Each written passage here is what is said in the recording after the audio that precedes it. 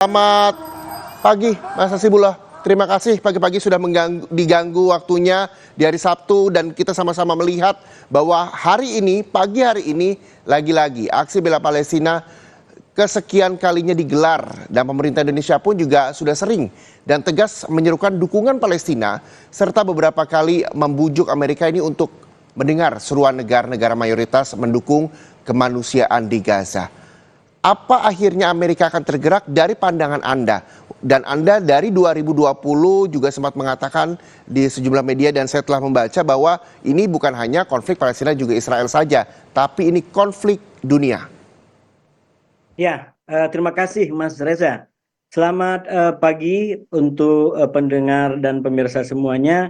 Sebelum lebih dalam kita bahas tentang ini, saya ingin memulai dari ucapan Selamat Hari Lahir Pancasila 1 Ya. Juni bagi kita semua. Bagi saya Mas Reza, ini adalah penting sebagai perspektif, sebagai nilai kita bersikap, terutama di dalam membela Palestina hari ini dan mengecam tindakan-tindakan elit ataupun pejabat Israel yang sudah melanggar berbagai macam ketentuan. Jadi ini ingin saya ketengahkan terlebih dahulu sebelum lebih jauh, karena saya ingin mengatakan semua sikap kita berkaitan dengan pembelaan terhadap Israel hari ini adalah sikap yang sesuai dengan pijakan kebangsaan kita yang pagi ini dirayakan kemudian diupacarai oleh presiden bahkan sampai anak-anak TK. Bahwa kemerdekaan adalah hak segala bangsa, bahwa segala macam bentuk penjajahan harus dihapuskan dari muka bumi karena tidak sesuai dengan nilai-nilai pri kemanusiaan dan pri keadilan. Ya. Itu satu prinsip Mas Reza yang ingin saya ketengahkan. Dan yang kedua, saya ingin tidak melambatkan poin yang kedua karena ini agak berbarengan, kalau kita nggak segerakan takutnya disimpulkan secara salah. Walaupun kita memberikan sikap yang tegas tentang pembelaan terhadap Palestina, bukan berarti kita anti-Semit, bukan berarti kita anti-Yahudi, bukan berarti kita anti-toleransi. Justru kalau kita menggunakan perspektif Pancasila, Undang-Undang Dasar, pembukaan Undang-Undang Dasar, maka clear yang pertama kita anti penjajahan dan yang kedua ini sebagai cara Indonesia, cara kita sebagai warga Indonesia turut serta membangun yang disebut sebagai kedamaian dunia, tentu dengan berbagai macam keanekaragaman kelompok, keanekaragaman masyarakat, keanekaragaman suku, bangsa-bangsa yang ada di dunia ini. Itu kedua, Mas Reza, untuk memberikan landasan dan cara kita berbicara pada forum hari ini. Yang ketiga, terkait dengan yang disampaikan oleh Mas Reza, bagaimana kita menyikapi di lapangan, terutama Amerika Serikat. Saya terus terang dari awal melihat sikap Amerika ini berada dalam sikap yang bahasa diplomasinya mungkin bisa kita sebut sebagai sikap dilematis atau saya menyebutnya sebagai sikap yang zigzag. Oke. Kenapa zigzag? Karena memang ini sejak 7 Oktober sebuah kejadian yang oleh pendukung Israel tidak pernah dianggap akan pernah terjadi. Karena ini sungguh-sungguh sebuah tragedi dilakukan oleh Hamas dan menimbulkan banyak korban yang mereka tidak pernah merasakan itu semua. Dan oleh karena itu kalau kita baca secara holistik sikap Amerika sejak awal 7 Oktober sampai hari ini, maka kita akan menemukan jejak sikap yang zigzag. Yang kadang-kadang dia begitu memberikan dukungan tanpa cek, tanpa batas kepada Israel. Minimal itu bisa kita buktikan dengan kunjungan termasuk Joe Biden, Presiden Joe Biden dan petinggi-petinggi Gedung Putih yang bolak-balik saat itu ke Tel Aviv untuk memberi dukungan yang tanpa batas kepada Israel dalam rangka yang disebut sebagai membela diri. Tapi di dalam perjalanan selanjutnya, Israel melakukan hal-hal yang menurut hukum internasional, menurut hukum yang kita pedomani sendiri, dan ini Amerika masih agak bolak-balik lagi di situ. Israel sudah melakukan pelanggaran-pelanggaran yang minimal itu bisa kita rujukkan kepada tuntutan jaksa ICC yang sudah mengatakan dan meminta ICC untuk memberikan perintah penangkapan. Nah, maknanya apa? Secara legal formal, secara yuridis yang berlaku secara internasional, sudah mulai ada pemenuhan unsur-unsur yang dianggap sebagai pelanggaran norma yang dilakukan oleh Israel. Tapi saya melihat Amerika tetap melakukan sebuah sikap yang zigzag tadi, karena di satu sisi kita hormati dia tidak ingin Israel terus melakukan aksi-aksi yang melanggar hukum, melanggar kemanusiaan, melanggar toleransi, melanggar pluralisme. saya agak tegaskan sedikit suara saya di situ, karena itu adalah pijakan kami membela ini semua, bukan nilai yang lain, bukan nilai yang justru kita ingin Israel sebagai komunitas dibenci. Saya rasa insya Allah di Kompas tidak ada yang bicara seperti itu. Jadi pijakan kita adalah perdamaian bagi dunia, pijakan kita adalah saling menghormati satu sama lain, dan itu artinya kita ingin Israel dan Palestina bisa duduk dan hidup berdampingan tanpa harus saling menihilkan dan menafikan seperti sekarang. Nah, Ya. kembali ke konteks Amerika, Mas Reza, saya melihat Amerika berada dalam zigzag yang sangat akut, bahkan cukup ekstrim, dan tentu kalau kita baca, kita bedah, ini pasti disebabkan oleh banyak hal. Salah satu diantaranya adalah perkembangan politik nasional yang memaksa, mau tidak mau, seluruh pengambil kebijakan, seluruh politisi, terutama Presiden Joe Biden yang akan bertarung dengan Trump, itu mau tidak mau harus mengukur segala statementnya. Di satu sisi dia tidak ingin kehilangan pendukung tradisional dari kalangan warga Amerika yang selama ini mendukung mereka, tapi di sisi lain mereka juga tidak ingin katakanlah dapat dukungan dari bangsa-bangsa anak keturunan orang-orang Arab atau negara-negara bangsa-bangsa lain yang katakanlah memiliki hubungan dan menjadi latar belakang dari sebagian warga Amerika yang sekarang punya hak suara. Karena itu sikap politiknya begitu zigzag, begitu tidak bisa ditarik sebagai satu kesimpulan lurus, karena hari ini mereka begitu mengekang, tapi berikutnya dia agak bukan membiarkan, tapi membelakan bahwa yang dilakukan oleh Israel belum melampaui batas merah. Misalkan itu yang terbaru yang disampaikan oleh petinggi-petinggi Amerika. Jadi secara tidak langsung Mas Hasibullah yang Anda katakan bahwa ini adalah salah satu cara untuk mengambil simpati dari orang Amerika. Tapi satu sisi juga masyarakat dunia bahkan ingin bahwa yuk Amerika sama-sama memberikan dukungannya untuk menghentikan serangan yang dilakukan Israel ke Palestina. Ya, kan begini Mas Reza, menurut saya seluruh kebijakan politik terutama yang dilakukan oleh kepala negara termasuk Amerika itu sudah pasti mempertimbangkan aspek kepentingan nasional mereka. Ya. Jadi tidak akan ada negara manapun yang mengambil keputusan sikap berkaitan dengan konflik di luar itu yang terlepas daripada kebijakan kepentingan nasional mereka. Betul. Jangan Amerika dan termasuk juga Indonesia. Saya kembali kepada poin tadi, kenapa kita bersuara keras? Karena jelas kita diminta oleh Undang-Undang Dasar untuk berjuang agar tidak ada lagi penjajahan di muka bumi ini.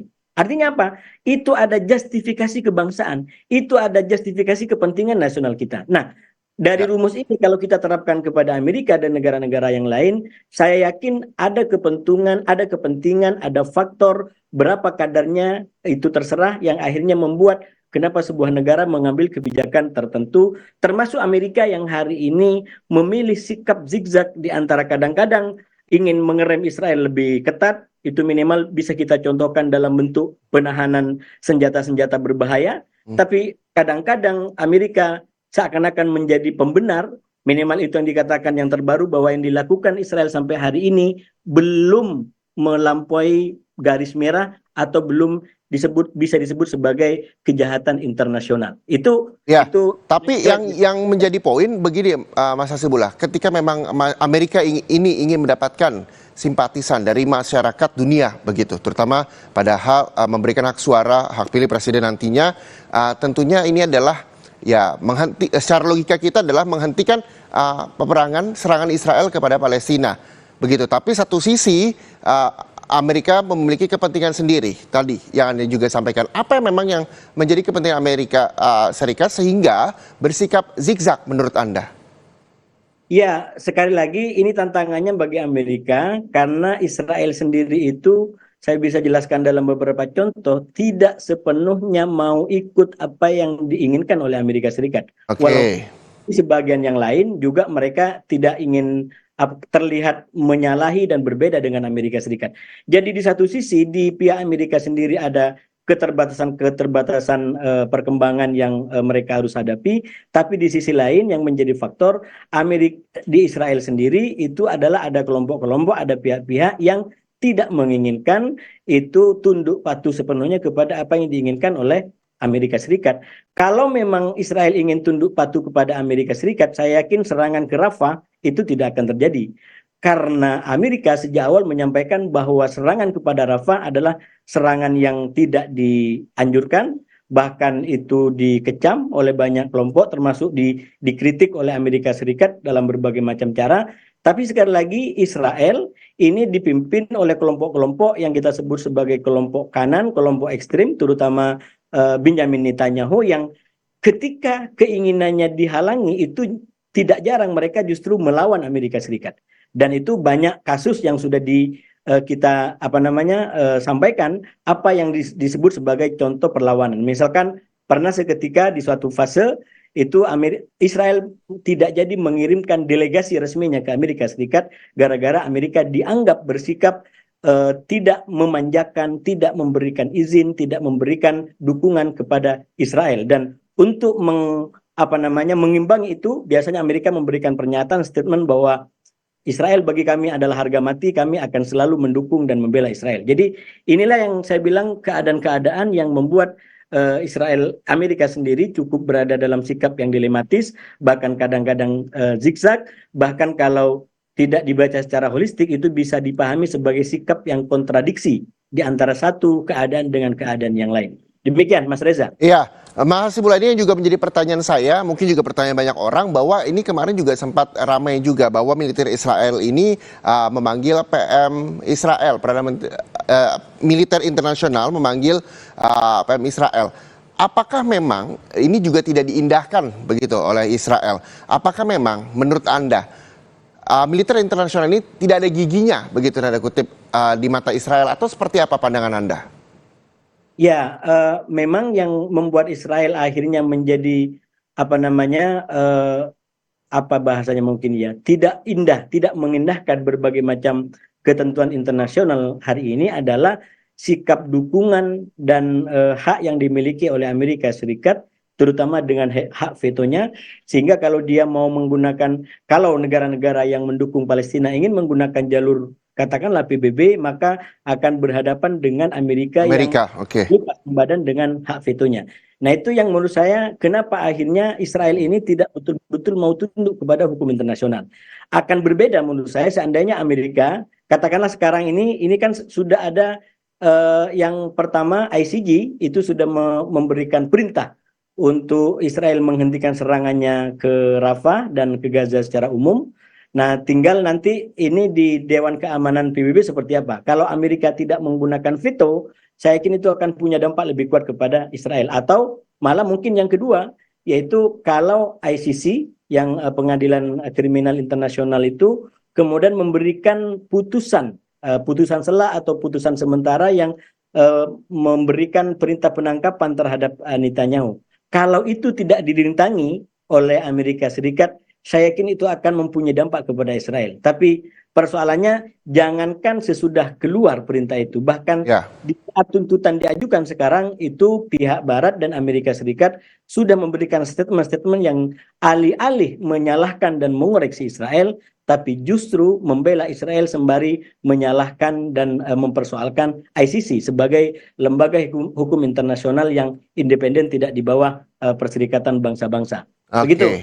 Jadi semuanya ini adalah bagaimana nantinya peran Amerika dengan menggunakan hak vetonya terhadap dukungan Israel, dan juga ICC yang walaupun sudah ada perintah penangkapan dan sebagainya ini supaya bisa diindahkan begitu ya, Mas Hasibullah. Yang juga menjadi perhatian Mas Hasibullah ini adalah para netizen, terus juga selebritas, seluruh masyarakat dunia ini sangat melihat bahwa All Eyes on Rafah ini menjadi trending topik belakangan. Ini menjadi sebuah perbincangan yang hangat, tidak hanya masyarakat Indonesia khususnya, tapi dunia, terkait dengan serangan-serangan yang memang banyak ditujukan oleh Israel ke pengungsian di Rafah. Nanti kita akan bahas ini bagaimana juga salah seorang politikus Amerika Serikat, Nikki Haley, juga dihujat di media sosialnya terkait dengan serangan Israel, bahkan menulis sebuah kalimat di peluru yang digunakan oleh Israel untuk menyerang para pengungsi Palestina di Rafah. Nanti kita juga akan membahas lebih lengkapnya, jadi Anda tetaplah bersama kami di Breaking News Kompas TV.